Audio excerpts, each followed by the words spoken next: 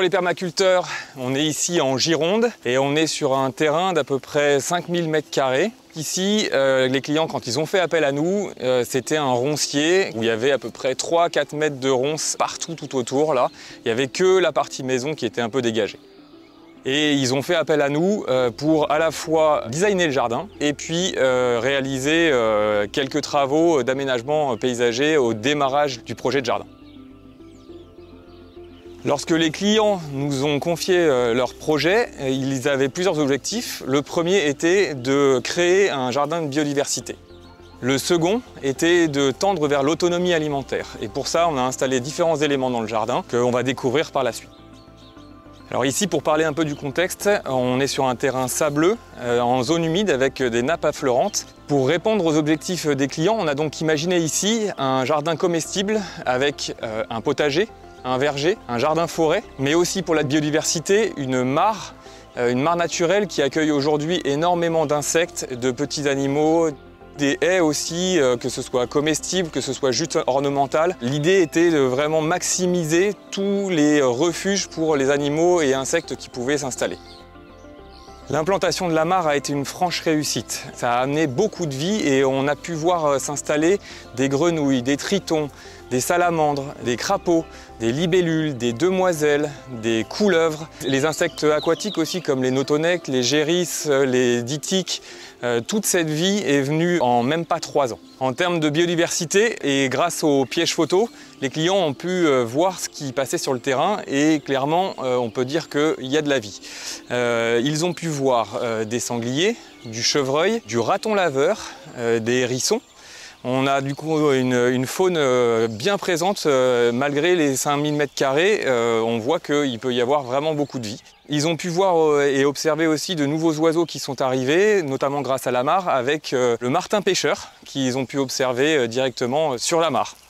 Alors ici on est sur la partie basse du terrain où l'eau remonte assez régulièrement, la rivière est en contrebas. Et donc du coup, on a dû utiliser une technique de plantation pour les arbres fruitiers qui était sur but pour éviter que le système racinaire ne soit dans l'eau en fait sur une période assez longue, ce qui fait mourir les arbres.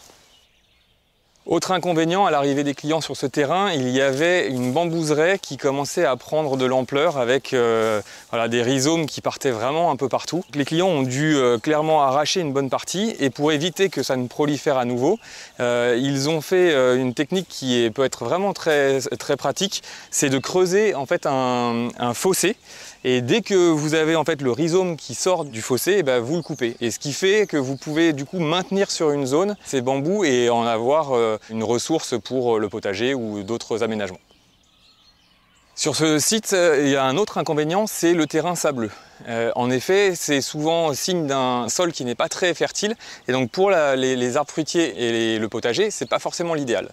Donc du coup, ce qu'on va faire, c'est mettre en place du paillage à l'aide de broyats. On va réutiliser aussi la tonte du gazon ou de la pelouse. On va utiliser aussi de la consoude qu'on va mettre directement en compostage sur le sol.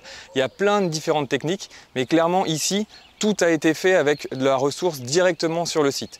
Donc on vous encourage clairement à aller installer, si ce n'est pas déjà présent, toute cette ressource qui sera disponible à proximité pour mettre sur vos sols. Après 4 années sur ce terrain, du coup, les clients ont appris quelques leçons, et notamment par rapport à la dimension d'entretien. Et clairement, ils ont fait le constat qu'il ne fallait pas se laisser déborder et ne pas voir trop grand.